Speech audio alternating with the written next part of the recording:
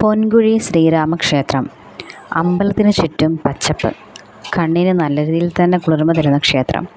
ഇവിടെ വന്നപ്പോൾ തന്നെ മനസ്സിന് നല്ലൊരു കുളിർമ തന്നെയായിരുന്നു. അമ്പലത്തിന് മുൻപിലായി തലയെടുപ്പോടു കൂടി ഒരു വലിയൊരു ആൽമരം.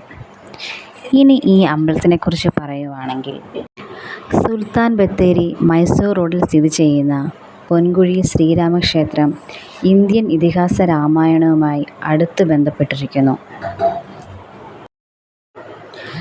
2 നില ശ്രീകോവിൽ, അതിൽ ഒറ്റ പീഠത്തിൽ 4 വിഗ്രഹം. ശ്രീരാമൻ, സീത, ലക്ഷ്മണൻ, ഭക്ത ഹനുമാൻ, കൂടാതെ ദക്ഷിണമൂർത്തിയുടെ പ്രതിഷ്ഠയും ഉണ്ട്. ഗണപതിയും സുബ്രഹ്മണ്യനും ദുർഗയും അയ്യപ്പനും ഗോശാല കൃഷ്ണനും മലദൈവങ്ങളുമുണ്ട്. സീതാക്ഷേത്രത്തിന് പിന്നിൽ കുളം. ദേവിയുടെ കണ്ണീർ വീണുണ്ടായ കുളമാണെന്നാണ് ഐതിഹ്യം. ക്ഷേത്രത്തിൻ്റെ ഇടതുവശത്തുള്ള ഗോശാലയിൽ ക്ഷേത്രത്തിൽ നേർച്ചയായി കിട്ടിയ പശുക്കൾ ധാരാളമുണ്ട്. ശ്രീരാമന് വെണ്ണ നിവേദ്യവും സീതാദേവിക്ക് രക്തപുഷ്പാഞ്ജലിയും പ്രധാന വഴിപാടുകളാണ്.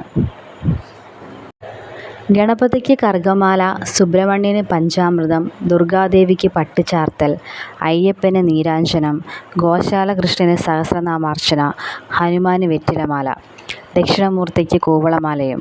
ഇത്രയുമാണ് വഴിപാടുകൾ. കുംഭം 8-നാണ് ഉത്സവം. മലദൈവങ്ങൾക്ക് വെള്ളാട്ടമുണ്ട്. രാത്രിയിലാണ് തിറ. കർക്കിടക മാസത്തിലെ കർത്തവാവിന് ഋതുതർപ്പണം പ്രധാനം.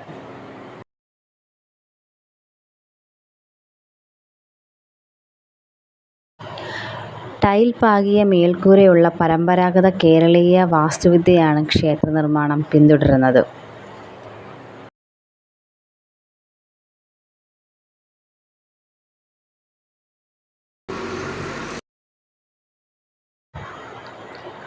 പൊൻകുഴി നദിയുടെ തീരത്ത് ശാന്തവും സമാധാനപരവുമായ അന്തരീക്ഷത്തിൽ സ്ഥിതി ചെയ്യുന്ന ക്ഷേത്രം മുത്തങ്ങ വന്യജീവി സങ്കേതത്തിൽ നിന്ന് ഏകദേശം 4 കിലോമീറ്റർ അകലെയാണ് സ്ഥിതി ചെയ്യുന്നത്.